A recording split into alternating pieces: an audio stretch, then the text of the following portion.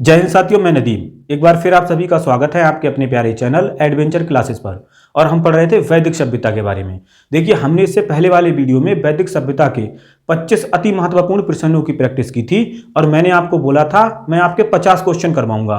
तो पार्ट 1 में हमने 25 कर लिए और ये वैदिक सभ्यता के अति महत्वपूर्ण 50 प्रश्नों का पार्ट 2 है। ठीक है, इसमें भी हम 26 से लेकर 50 अर्थात 25 क्वेश्चनों को करेंगे और फिर आपके 50 क्वेश्चन कंप्लीट हो जाएंगे। फिर आप चाहे कोई भी परीक्षा दीजिए, ये मान के चलिए कि भैया वैदिक सभ्यता से अगर कोई क्वेश्चन आपसे पूछा जा रहा है तो निश्चित रूप से आप उसे बना लेंगे। तो आइए वीडियो को स्टार्ट करते हैं और देखते हैं इसका 26वां क्वेश्चन। प्रसिद्ध 10 राजाओं का युद्ध, जिसे क्या बोला जाता है, दसराज युद्ध, किस नदी के तट पर लड़ा गया। देखिए, जो आपका दसराज युद्ध है ये था क्या, तो एक तरफ आपके 10 राजा थे। ठीक है, एक तरफ क्या थे भैया, 10 राजा थे और उनके खिलाफ कौन लड़ रहा था, राजा सुदास। ठीक है, कौन लड़ रहे थे भैया, राजा सुदास लड़ रहे थे। ये कैसे थे, ये भैया अकेले थे। यानी राजा सुदास ने 10 राजाओं के साथ युद्ध किया, इसीलिए इस युद्ध को क्या बोला जाता है, दसराज युद्ध बोला जाता है। जो 10 राजा है तो इनका नेतृत्व कौन कर रहे थे, इनका नेतृत्व करने वाले विश्वामित्र थे। जबकि जो सुदास है तो सुदास का नेतृत्व किसने किया था, महर्षि वशिष्ठ ने किया था। और यहां पर ये जो 10 राजा है ना, ये हार जाते हैं। ठीक है, ये हार जाते हैं और जबकि जो आपके राजा सुदास हैं वो जीत जाते हैं। तो वो पूछ रहा है ये जो युद्ध हुआ है, ये युद्ध किस नदी के तट पर लड़ा गया, यानी किस नदी के किनारे लड़ा गया, गंगा के किनारे, ब्रह्मपुत्र के किनारे, कावेरी के किनारे या फिर परुषणी के किनारे। तो ये युद्ध आपका भैया कहां लड़ा गया, परुषणी के किनारे लड़ा गया। और परुषणी का ही आधुनिक नाम क्या है अब हमें देखने को मिलता है, तो रावी नदी। रावी नदी को ही प्राचीन इतिहास में क्या बोला गया है, परुषणी बोला गया है। गायत्री मंत्र, गायत्री मंत्र जो आपका किसको समर्पित है, तो देवी सावित्री को संबोधित या समर्पित है। किस पुस्तक में मिलता है, यानी गायत्री मंत्र का वर्णन हमें किस पुस्तक में देखने को मिलता है, ऋग्वेद में मिलता है, यजुर्वेद में मिलता है, भागवत गीता में मिलता है या फिर उपनिषद में देखने को मिलता है। तो आपको पता होगा जो गायत्री मंत्र है, तो गायत्री मंत्र हमें ऋग्वेद में देखने को मिलता है। कौन से मंडल में, तो ऋग्वेद के 3रे मंडल में। ठीक है, और इसके रचयिता कौन है, यानी गायत्री मंत्र को लिखा किसने है, तो विश्वामित्र ने लिखा है, याद रखना।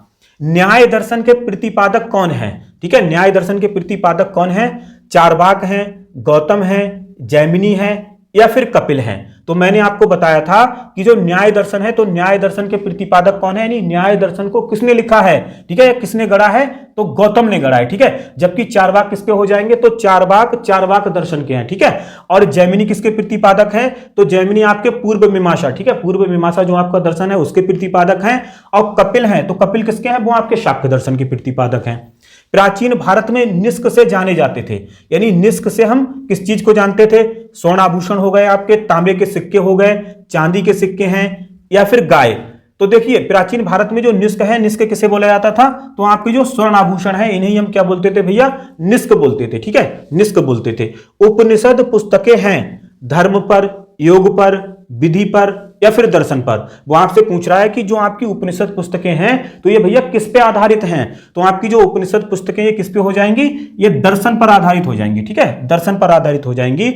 योग दर्शन के प्रतिपादक हैं। अब देखिए, योग सिखाने का काम कौन करता है, वो आपके बाबा रामदेव करते हैं। और बाबा रामदेव का संबंध कौन सी कंपनी से है, तो वो आपका पतंजलि से है। तो योग दर्शन के प्रतिपादक कौन हो जाएंगे, पतंजलि हो जाएंगे। जबकि गौतम किसके हैं, तो गौतम आपके न्याय दर्शन के प्रतिपादक हैं। जैमिनी किसके हैं, ये आपके पूर्व मीमांसा के हैं। ठीक है, अब जैसे आपका उत्तर मीमांसा आएगा उसके कौन हो जाएंगे, उसके बदरायण हो जाएंगे। आपको याद रखना, यहां से क्वेश्चन बनता है भैया।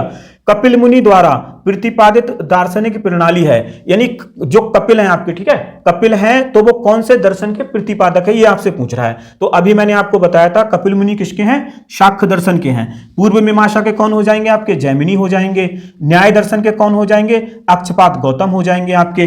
ठीक है, और उत्तर मीमांसा के कौन हो जाएंगे, वो आपके बदरायण हो जाएंगे।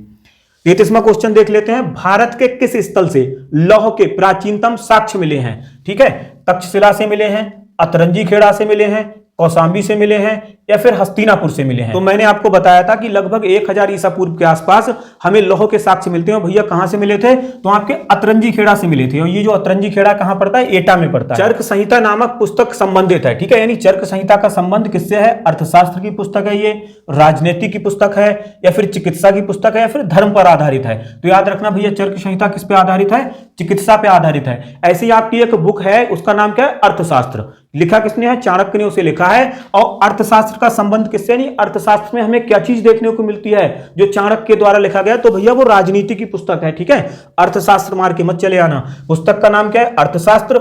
और वो भैया किससे रिलेटेड है? तो राजनीति से रिलेटेड है, ठीक है। मौर्य वंश में इसको लिखा गया था। किसने लिखा है? चाणक्य ने लिखा है। वैदिक युग में लोकप्रिय शासन प्रणाली थी, यानी वैदिक युग में शासन कैसे किया जाता था, यानी शासन करने की आपकी प्रणाली कौन सी थी?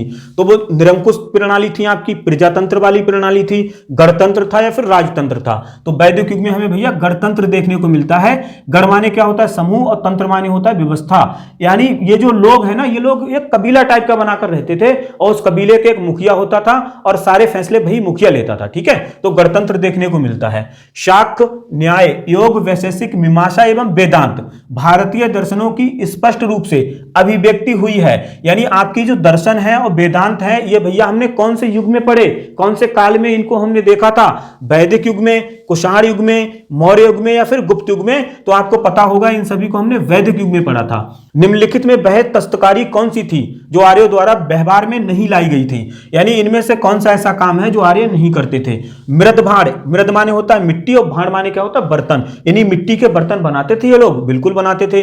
आभूषण, आभूषण भी बनाते थे और जो स्वर्ण आभूषण है उन्हें क्या बोला गया है? निष्क बोलते थे ये लोग। बढ़ईगिरी का काम भी करते थे। लेकिन जो आपका लोहारगिरी है, ठीक है, लोहारगिरी के साक्ष्य हमें यहां से प्राप्त नहीं हुए हैं। किस वेद में जादुई माया और वशीकरण का वर्णन है? ऋग्वेद में है, यजुर्वेद में है, सामवेद में है, फिर अथर्ववेद में है। तो मैंने आपको बताया था जो जादू, टोना, टुटका और चिकित्सा ये सब कहां देखने को मिलता है? हमें अथर्ववेद में देखने को मिलता है। और आपका 39वां क्वेश्चन है कि अथर्व का अर्थ है, ठीक है। अथर्व का अर्थ क्या है? पवित्र जादू है, यज्ञ है, स्मृति है या फिर दर्शन है? तो अथर्ववेद में हमें क्या देखने को मिलता है भैया? जादू टोना देखने को मिलता है। इसीलिए अथर्व का अर्थ क्या हो जाएगा? पवित्र जादू। प्राचीनतम व्याकरण, अष्टाध्यायी के रचनाकार हैं। यानी आपकी जो पुस्तक है, क्या नाम है उसका? अष्टाध्यायी, ठीक है। अष्टाध्यायी जो व्याकरण की एक पुस्तक है, तो इसके रचयिता कौन है, रचनाकार कौन है? गौतम है, कपिल है, पतंजलि है या फिर पाणिनि है? तो इसके रचनाकार कौन है भैया? पाणिनि है। बहुत इंपॉर्टेंट पुस्तक है आपकी, डायरेक्टली आपसे पूछ लेता है कि अष्टाध्यायी के रचनाकार कौन है, तो याद रखना भैया पाणिनि ने लिखी है, ठीक है। इसने पाणिनि। संस्कारों की कुल संख्या कितनी है? देखिए जैसे आपका अंतिम संस्कार होता है ना, देह संस्कार होता है, ऐसे ही आपका विवाह संस्कार होता है, ठीक है। तो आपको इनकी संख्या याद रखनी है। संस्कारों की कुल संख्या कितनी बताई गई है? 16 बताई गई है। 3 ऋणों में शामिल नहीं है, ठीक है। ऐसे कौन से 3 ऋण हैं जो भैया हमें चुकाने चाहिए और उनमें कौन सा एक शामिल नहीं है? देव ऋण हो गया आपका, पितृण हो गया, ऋषि ऋण हो गया या फिर मातृ ऋण हो गया आपका। तो 3 ऋणों में भैया जो मातृ ऋण है ये आपका शामिल नहीं है। देव ऋण, पितृण और क्या है? ऋषि ऋण है आपका। ऋग्वेद में अघन्या या अघन्न, बद योग्य नहीं शब्द किसके लिए प्रयुक्त हुआ है? तो मैंने आपको बताया था कि गाय के लिए क्या हुआ है? अघन्या शब्द प्रयुक्त हुआ है, जिसका मतलब क्या होता है? ना मारे जाने योग्य, यानी बध ना करने योग्य। निम्नलिखित में से कौन जल या समुद्र का देवता था? तो जल या समुद्र के देवता आपके कौन है? इंद्र हैं, वरुण हैं, सूर्य हैं या फिर विष्णु हैं? तो वो आपके वरुण हो जाएंगे, ठीक है, वरुण हो जाएंगे। जबकि आपका जो तूफान का ये युद्ध का देवता कौन था? वो आपके इंद्र थे। मनुस्मृति मुख्यतः संबंधित है, यानी जो मनुस्मृति है तो उसका संबंध भैया किससे है? वो किसके ऊपर लिखी गई है? समाज व्यवस्था का वर्णन देखने को मिलता है, कानून व्यवस्था बताई गई उसमें, अर्थशास्त्र के बारे में बताया गया है मनुस्मृति में, या फिर राज्य कार्य संबंधी पुस्तक है आपकी मनुस्मृति। तो मनुस्मृति में हमें क्या देखने को मिलता है? समाज व्यवस्था देखने को मिलती है। गायत्री मंत्र की रचना किसने की है? तो मैंने आपको बताया था कि गायत्री मंत्र की रचना किसने की है? विश्वामित्र ने की है। और ऋग्वेद के 3रे मंडल में क्या दिया हुआ है हमें? गायत्री मंत्र दिया हुआ है। ऋग्वेद में सूक्त हैं, यानी ऋग्वेद में आपके कितने सूक्त हैं? 1017 हैं, 1028 हैं, 1020 हैं या फिर 1128 हैं। तो ऋग्वेद में आपके सूक्त कितने हो जाएंगे? 1028 हो जाएंगे। और मंडल कितने हैं? तो मंडल आपके 10 हैं, ठीक है। सूची 1 को सूची 2 के साथ सुमिलित कीजिए। सूची 1 में आपको वैदिक नदियां दी हुई हैं, ठीक है, यानी वैदिक काल की नदियों के नाम दिए हुए हैं। और सूची 2 में क्या है? आधुनिक नाम, यानी आज हम उन नदियों को किस नाम से जानते हैं, इसका हमें मिलान करना है। तो कुंभा को क्या बोला जाता था? काबुल बोला जाता था, ठीक है। कुंभा क्या है? कुंभा का ही अभी आधुनिक नाम क्या है? काबुल है। और परुषणी, तो रावी, जो आज रावी नदी है, इसी को पहले क्या बोला जाता था? परुषणी बोला जाता था। सदानीरा, तो सदानीरा का आधुनिक नाम क्या हो जाएगा भैया? गंडक हो जाएगा। और सतुद्री को क्या बोला जाता है? आज सतलज बोला जाता है। पूर्व वैदिक आर्यों का धर्म मुख्यता था। पूर्व वैदिक मतलब ऋग्वैदिक आर्यों का धर्म मुख्यता था। वो भक्ति करते थे, मूर्ति पूजा एवं यज्ञ करते थे, प्रकृति पूजा एवं यज्ञ करते थे, प्रकृति पूजा एवं भक्ति करते थे। तो वो आपका क्या है भैया, प्रकृति की पूजा करते थे और साथ ही साथ क्या है, यज्ञ भी करते थे। तो आपका ऑप्शन सी सही हो जाएगा। उत्तर वैदिक काल में पूषण किसके देवता थे? उत्तर वैदिक काल में आपसे पूछ रहा है, ठीक है। ऋग वैदिक काल में जो पूषण है ये भैया किसके देवता माने जाते थे? पशुओं के देवता माने जाते थे। लेकिन उत्तर वैदिक काल में क्या हुआ, इन्हें शूद्रों का देवता बना दिया गया। तो इस तरीके से आज हमने 50 क्वेश्चन अपने जो हमारे वैदिक सभ्यता के थे वो कंप्लीट कर लिए। तो आई होप गाइस वीडियो आपको पसंद आया होगा। अगर वीडियो पसंद आए तो वीडियो को लाइक करें, चैनल को सब्सक्राइब करें। इसी के साथ मैं नदीम लेता हूं आप सभी से विदा। मिलते हैं नेक्स्ट वीडियो में। जय हिंद, जय भारत।